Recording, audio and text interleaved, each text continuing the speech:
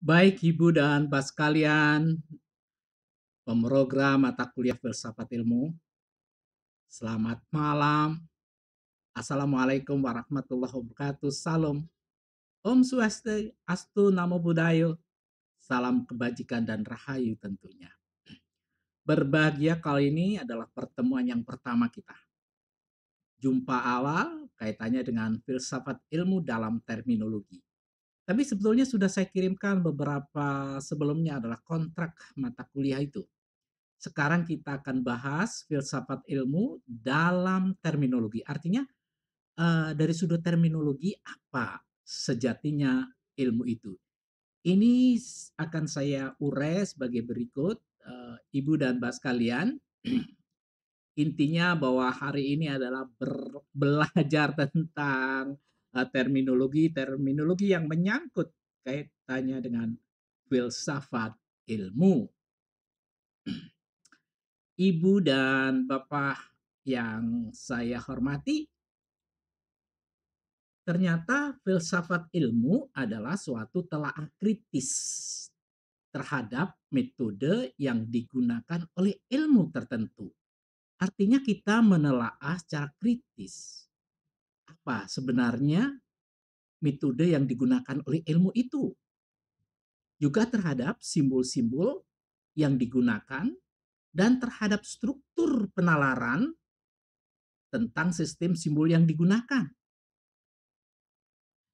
Dan filsafat ilmu itu diarahkan untuk mengkaji ilmu empirik.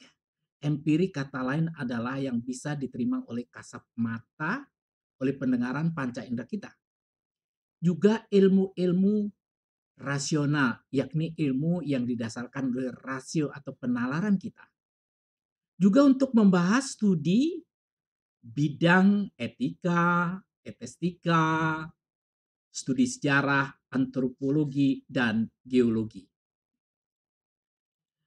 Kemudian filsafat ilmu itu adalah suatu upaya untuk mencari kejelasan mengenai dasar-dasar konsepnya dan sekaligus membuka tabir apakah dia didasarkan pada ilmu empiri yang tadi saya katakan kasat mata dan apakah dasar-dasar rasional, kerasionalan kita.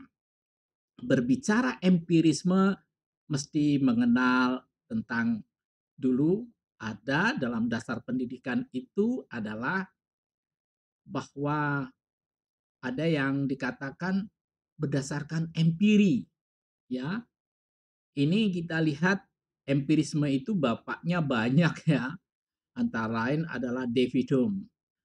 Kemudian kalau yang rasional itu René Descartes. Tapi banyak Ibu dan Bapak sekalian bisa mencari di search Google siapakah Bapak empirisme dan siapakah Bapak rasionalisme ya.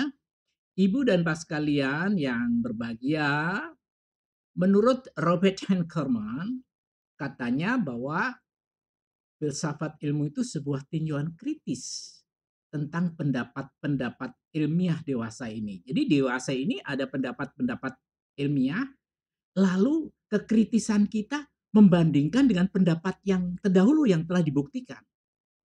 Jadi kita memandang secara kritis terhadap kehadiran pendapat ilmiah dewasa ini, kemudian dibandingkan dengan yang dahulu. Itu bagaimana? Artinya bahwa yang dewasa ini lahir harus dipotret dengan pendapat yang dahulu. Apakah ada kesesuaian? Apakah ada saling menegasi? Menegasi itu saling menghilangkan dan sebagainya. Itulah yang disebut dengan tinjauan kritis kita terhadap pendapat dewasa ini. Kemudian Lewis Wijbeck itu mempertanyakan sebetulnya, mempertanyakan dan nilai-nilai metode-metode pemikiran ilmiah serta mencoba menetapkan nilai-nilai pentingnya usaha ilmiah sebagai suatu keseluruhan. Apakah katanya si Lewis metode yang dibuat dikaryakan manusia itu merupakan bagian dari keseluruhan usaha-usaha manusia. Jadi manusia itu berusaha untuk mencari sesuatu yang terbaru dari kaidah-kaidah yang lama berlaku. Jadi ada semacam progres mereka. Jadi sebetulnya ilmu itu berkembang terus-menerus. Karena apa? Karena dikritisi oleh yang datang, dikritisi oleh yang lama. Inilah yang disebut yang lama dia menyatakan begitu. Akhirnya yang tadi dipertanyakan oleh yang dahulu dan lahir lagi yang baru, ditanyakan lagi pendapat yang baru. Itulah yang disebut dengan dialektika. Ya, dialektika pemikiran. Dalam dialektika pemikiran itu begini, Ibu dan Bapak sekalian, bahwa ada tesa. Tesa itu suatu pernyataan sekarang. Tentu kalau ada temuan baru itu antitesanya. Dan tesa dengan antitesa itu kalau disinergikan menjadi sintesa. Sebetulnya sintesa itu adalah tesa baru. Jadi begini, tesa pernyataan sekarang itu di dialektik oleh antitesa. Seperti saya punya pernyataan di hadapan Ibu dan Bapak sekalian, tentu Bapak akan tidak semua apa pernyataan yang saya lakukan itu, yang saya nyatakan itu diterima Bapak. Ketika Bapak tidak menerima pikiran saya, berarti Bapak menganti pernyataan saya, menganti tesa. Kemudian kalau antitesa dengan tesa saya dengan antitesa Bapak itu ditemukan sesuatu, itu yang disebut dengan sintesa. Sintesa itu berarti ya konvergensi antara tesa dan antitesa. Ilmu itu demikian. Baik Ibu dan Bapak sekalian. Kemudian ini yang berbicara adalah Cornelis Benjamin. Cabang pengetahuan filsafati yang menelaah sistematis mengenai sifat dan dasar ilmu. Katanya dia filsafat ilmu itu. Dengan melihat metodenya, konsepnya, praanggapannya, serta letaknya dalam kerangka umum dari cabang intelektual. Apa yang ditarik dari pikiran filsafati dari Benjamin Cornelis itu? Dia menelaah bagaimana sih sifat dasarnya, bagaimana sih metodenya, bagaimana sih konsep-konsepnya, bagaimana sih praanggapannya, kemudian dilihat bagaimana letaknya dalam kerangka umum dari cabang intelektual itu. Inilah yang digambarkan di dalam bukunya An Introduction to the Philosophy of Science itu oleh Cornelis Benjamin. Ibu May Broadbach katanya begini, katanya sebagai analisis yang netral, secara etis dan filsafati, pelukisan dan penjelasan mengenai landasan-landasan ilmu. Artinya begini, sebetulnya tidak ada prejudice, tidak ada suatu anggapan yang cela terhadap segala sesuatu secara etis. Tapi dia ingin mengetahui tentang landasan-landasan ilmu itu sendiri. Jadi dilihat, itu nilai kekritisannya begitu. Tapi beda dengan yang lain tentunya pemikiran, dia berangkat dari etika dan netralitas. Jadi tidak punya anggapan bahwa menyalahkan dan sebagainya, tapi dia ingin mengetahui dan kejelasannya bagaimana landasan-landasan ilmu itu. Lalu kalau kita berbicara tentang filsafat ilmu, tentu ada suatu objektifnya, ada tujuannya, yaitu ternyata adalah sarana pengujian penalaran ilmiah, sehingga orang menjadi kritis terhadap kegiatan ilmiah. Jadi kita tidak yes man, tetapi kita kritis terhadap kegiatan ilmiah. Selalu memandang, selalu menanyakan kegiatan ilmiah. Nah, usaha merefleksi, menguji, mengkritik asumsi dan metode keilmuan itulah dari tujuan kita, dari tujuan filsafat ilmu adalah merefleksi, menguji, mengkritik asumsi dan metode keilmuan yang berkembang. Inilah yang menjadikan kita, menjadikan orang-orang, menjadikan kita semua kritis terhadap kegiatan ilmiah. Kemudian manfaatnya, yaitu bagaimana kita mengembangkan ilmu pengetahuan dan teknologi, karena ini dikaitkan perindustrian suatu misal, dalam batasan ontologis. Jadi begini Ibu dan Pak sekalian, ilmu itu ada pilar ontologis, yaitu tentang wujud. Bagaimana wujud ilmu itu? Kemudian epistemologi, metode, bagaimana kehadirannya? Dan aksiologi, digunakan untuk apa ilmu itu? Jadi saat ini manfaat ini kita tinjau dari nilai ontologis. Bagaimana hadirnya? Jadi melalui paradigma kehadiran atau ontologism diharapkan dapat mendorong pertumbuhan wawasan spiritual keilmuan yang mampu mengatasi bahaya sekularisme ilmu pengetahuan. Jadi artinya bahwa ontologis itu menanyakan wujudnya bagaimana, bentuknya bagaimana, apakah tunggal, apakah ada, being to being, adanya bagaimana, wujudnya itu berbicara dengan ontologis. Ibu dan Bapak sekalian, bahaya sekularisme ilmu itu karena kita itu tidak memahami wujudnya. Jadi paradigma wujud inilah yang harus dikembangkan oleh kita karena yang kita pelajari sekarang itu adalah hal-hal yang bisa diterima oleh panca indera manusia.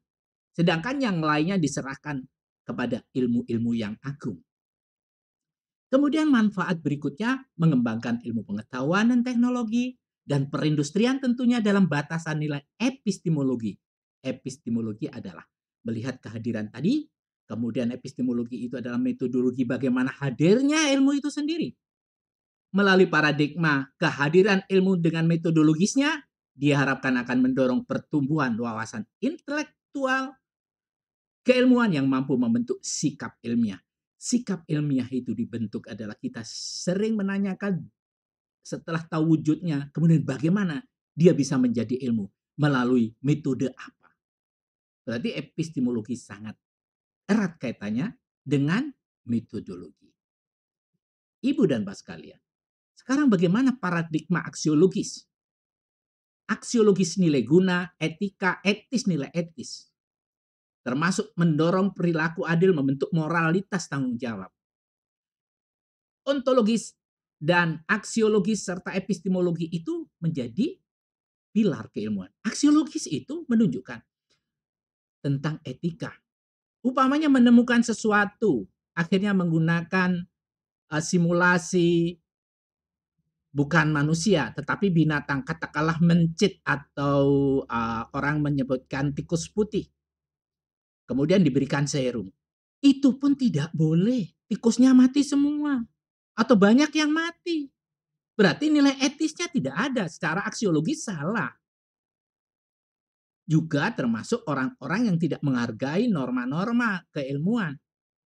Kita kalau melakukan plagiarisme, mencontek dan diakui sebagai hasil karyanya, itu adalah melanggar nilai-nilai etika dan tidak etis. Dan itu di luar suatu keinginan ilmu yang hadir yang namanya paradigma aksiologis tadi. Perilaku adil dan membentuk moral tanggung jawab. Ibu dan Bapak sekalian, mari kita mendorong untuk membuat karya serta memberikan nilai etis. Ini adalah yang penting di dalam memahami filsafat ilmu. Manfaat tadi secara aksiologis, ilmu pengetahuan dan teknologi dipertanggungjawabkan. Bukan untuk kepentingan manusia saja. Jadi egois kalau untuk kepentingan manusia saja tidak etis. Karena mematikan objek lain, mematikan ya satwa, mematikan flora dan fauna. Jadi pengetahuan itu lahir secara aksiologis bukan untuk kepentingan manusia saja, namun juga untuk kepentingan objek alam sebagai sumber kehidupan. Jadi tidak etis kita menemukan suatu serum yang berasal dari binatang, akhirnya binatangnya punah. Itu melanggar aksiologi. Ibu dan Bapak sekalian yang saya hormati, ini saya ambil Einstein. Katanya beliau bahwa ilmu dimulai dari fakta dan diakhiri dengan fakta. Apapun juga teori yang disusun di antara mereka. Artinya bahwa dari empiri, kemudian mungkin masuk dunia rasional, tuh kembali lagi ke dunia empiri. Diawali fakta, diakhiri fakta, apapun perjalanan mereka. Ibu dan Mbak sekalian yang budiman, ilmu pengetahuan pada dasarnya lahir dan berkembang sebagai konsekuensi dari usaha manusia baik untuk memahami realitas kehidupan dan alam semesta maupun untuk menyelesaikan permasalahan hidup yang dihadapi. Jadi ilmu pengetahuan itu lahir kayak begitu itu karena kita ingin menghadapi, menyelesaikan problem-problem manusia. Bagaimana mendekatkan perjalanan yang semula dari gerobak yang ditarik oleh kuda atau sapi digantikan oleh mesin uap dan sekarang tercipta bagaimana mengantarkan kita dari sini ke daerah lain bisa ditempuh dengan waktu yang singkat. Itu adalah perkembangan dan keinginan manusia dalam menghadapi problemnya dan diselesaikan dengan ilmu pengetahuan. Tapi manusia juga mengembangkan dan melestarikan hasil-hasil yang dicapai manusia sebelumnya. Jadi, ilmu pengetahuan menghargai ilmu-ilmu yang terdahulu. Kendati pun dinegasi suatu misal. Pertama, kalau kita senang musik, itu ada yang namanya piringan hitam. Berubah menjadi pita kaset. Pita kaset ternyata tidak efisien. Kemudian sering terjadi problem. Akhirnya dikemas menjadi kecil. Menjadi di case, namanya kaset. Itu pun masih ada problem. Karena satu kaset itu problem tempat dan sebagainya. Akhirnya timbul yang lebih canggih lagi dengan gambar yang jelas, dengan suara yang lebih terang, namanya Laserdisc. Laserdisc mampu menyimpan 10 lagu. Akhirnya dikuatkan dengan dikompakkan, dipadatkan menjadi compact disc atau sering kita sebut CD. Dan CD inilah berkembang terus sekarang diwakili oleh yang digunakan oleh kita, flash disk dan sebagainya. Lebih kecil, kemampuan simpannya banyak. Sampai ada MP3 dan sebagainya. Ibu dan Bapak sekalian, itulah permasalahan yang dihadapi manusia. Kemudian, netralitas ilmu. Ilmu sendiri bersifat netral, tidak mengenal baik atau buruk, tapi si pemilik pengetahuan itulah yang mempunyai sikap. Atom semula untuk tujuan-tujuan kemaslahatan, tapi atom tiba-tiba dibuat sebagai kejahatan. Dari maslahat berubah jahat. Sebenarnya atom sendiri netral. Mengapa dibuat jahat? Ya, itulah. Pengetahuan itu netral, tetapi yang menggunakan memiliki kepentingan. Saudara, ada misteri. Ada Nyi Loro Kidul, atau misteri-misteri yang lain yang belum terbuka. Apa yang tertutup oleh alitia, oleh tirai-tirai yang tidak bisa dibongkar oleh manusia. Tetapi ilmu terus-menerus menemukan sesuatu, metode, cara, akhirnya terbukalah misteri itu. Jadi hadirnya ilmu itu membuka misteri yang belum bisa dibuka oleh manusia ketika itu. Dulu warna hanya magiku hibiniu. Setelah pengetahuan mencoba membuka rahasia terus melakukan suatu kajian-kajian mendalam, ternyata warna itu sudah variannya miliar. Inilah dan penjelasan yang akan memungkinkan kita untuk meramalkan apa yang akan terjadi. Jadi pada suatu saat kita bisa meramalkan apa yang terjadi dengan landasan yang saat ini. Ibu Bapak yang budiman, ini yang terakhir untuk pertemuan awal, pertemuan pertama, katanya begini, two sides of some coin. Katanya, ilmu dan kebenaran ibarat dua sisi dari sekeping mata uang. Sisi yang lain mengatakan jika kita